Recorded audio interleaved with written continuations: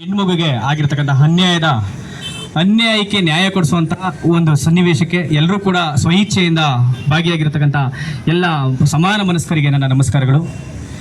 ಈಗ ಇವತ್ತು ನಾವು ಕ್ವಶನ್ ಮಾಡ್ಕೋಬೇಕಾಗಿದೆ. ಯಾಕೆಂದರೆ ನಾವು ಯಾವ ಸಮಾಜದಲ್ಲಿದ್ದೀವಿ, ಯಾವ ಸನ್ನಿವೇಶದಲ್ಲಿದ್ದೀವಿ ಅನ್ನೋದನ್ನ.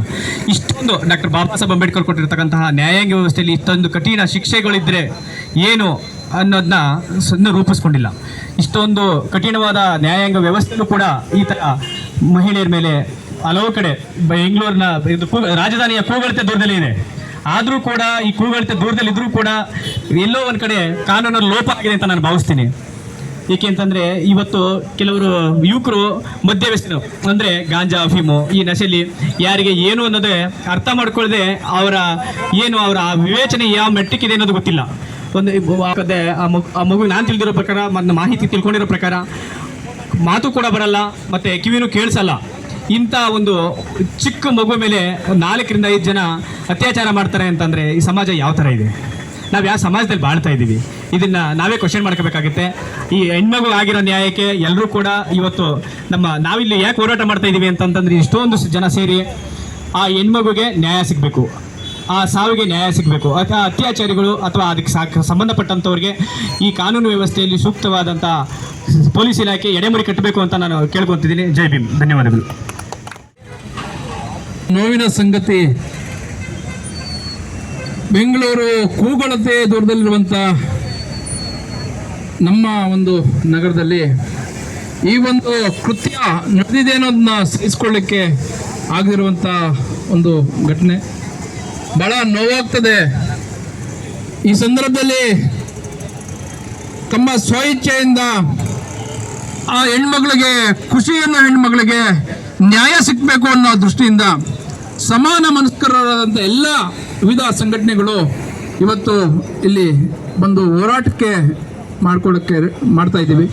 ಕಾರಣ ಇಷ್ಟೇ ಬಂಧುಗಳೇ, ಕರ್ನಾಟಕ ಬಹಳ ಸುಪ್ರಸಿದ್ಧ ಒಂದು ರಾಜ್ಯವಾಗಿದ್ದರೂ ಸಹ ನಮ್ಮ ರಾಜ್ಯದಲ್ಲಿ ಹೆಣ್ಮಕ್ಳ ಮೇಲೆ ಈ ಥರ ಕ್ರೂರ ಅನ್ಯಾಯಗಳನ್ನ ನಡೆಯೋದು ತುಂಬ ವಿರಳ ಆಗಿತ್ತು. ಬಹುಶಃ ಇವತ್ತಿನ ಪರಿಸ್ಥಿತಿ ತುಂಬ ನಮಗೆ ನೋವಿನ ಸಂಗತಿ. ನಾವು ಸೌಜನ್ಯ ಒಂದು ಪ್ರಕರಣವನ್ನು ಮಾಸುವ ಮುನ್ನವೇ ನಮ್ಮ ಬಿಡದಿ ಭಾಗದಲ್ಲಿ, ಭದ್ರಾಪುರ ಕಾಲೋನಿ ಭಾಗದಲ್ಲಿ ನಮ್ಮ ಖುಷಿ ಹೆಣ್ಮಗಳಿಗೆ ಒಂದು 4 ರಿಂದ 5, 6 ಜನ ಸೇರಿಕೊಂಡು ಅವ್ರನ್ನ ಬಹಳ ನೋವು ಹೇಳಲಿಕ್ಕಾಗಲ್ಲ ಅಂತ ನೋವನ್ನ ನಾವು ಇವತ್ತು ಅನುಭವಿಸ್ತಾ ಇದ್ದೀವಿ ಈ ನಗರದಲ್ಲಿ.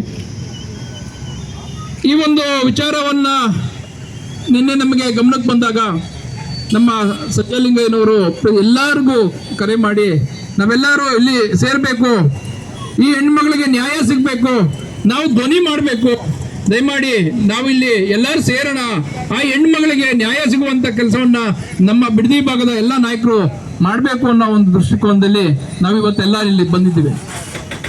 ಬಂಧುಗಳೇ, ಹೆಣ್ಮಕ್ಳು ಮನೆಯಿಂದ ಹೊರಗಡೆ ಬರುವಂತ ದಿನಗಳು ತುಂಬಾ 2000 ವರ್ಷಗಳ ಹೆಣ್ಮಕ್ಳು ಮನೆ ಬಿಟ್ಟು ಹೊರಗಡೆ ಬರುವಂತ ಕಾಲ ಇತ್ತು.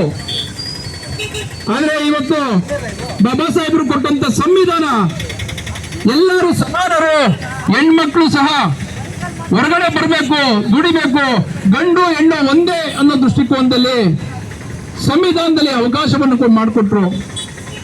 ಆದ್ರೆ ಹೆಣ್ಣು ಮಗಳಿಗೆ ದೌರ್ಜನ್ಯಗಳು, ದಬ್ಬಾಳಿಕೆಗಳು, ಅತ್ಯಾಚಾರಗಳಂತ ಇಂತಹ ಒಂದು ಪ್ರಕರಣಗಳು ನಿಜಕ್ಕೂ ಬಹಳ ಮುಜುಗರಕ್ಕೆ ಏನ್ ಮಾಡ್ಕೊಡ್ತಾ ಇದೆ. ಈ ದಿನ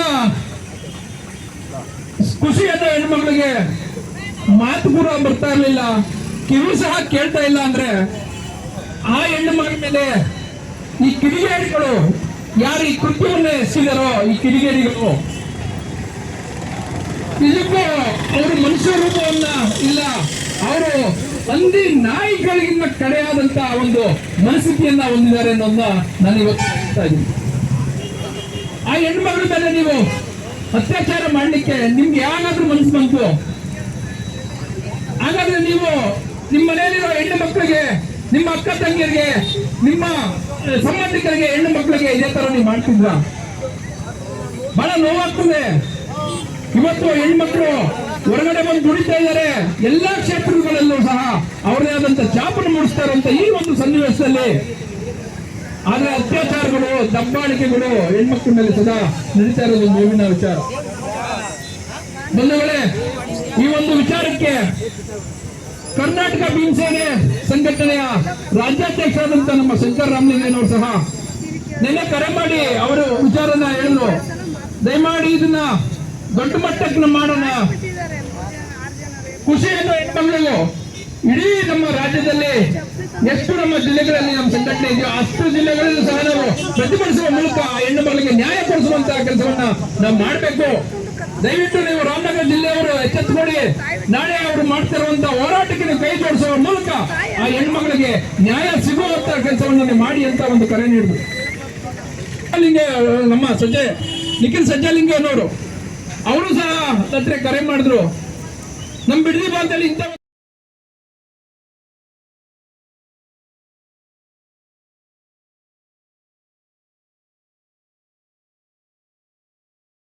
ಅಂತಂದ್ರೆ ಖುಷಿ ಹೆಣ್ಣು ಮಗಳ ಮೇಲೆ ನಡೆದಿರುವಂತಹ ಒಂದು ಅತ್ಯಾಚಾರ.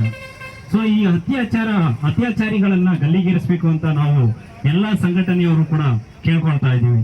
ಪೊಲೀಸ್ ಇಲಾಖೆಯವರು ಇದರ ಬಗ್ಗೆ ಸೂಕ್ತವಾದ ತನಿಖೆಯನ್ನ ಮಾಡಿ ನ್ಯಾಯವನ್ನ ದೊರಕಿಸಿಕೊಡಬೇಕು ಆ ಹೆಣ್ಣು ಮಗುವಿಗೆ ಅಂತ ಕೇಳ್ಕೊಳ್ತಾರೆ.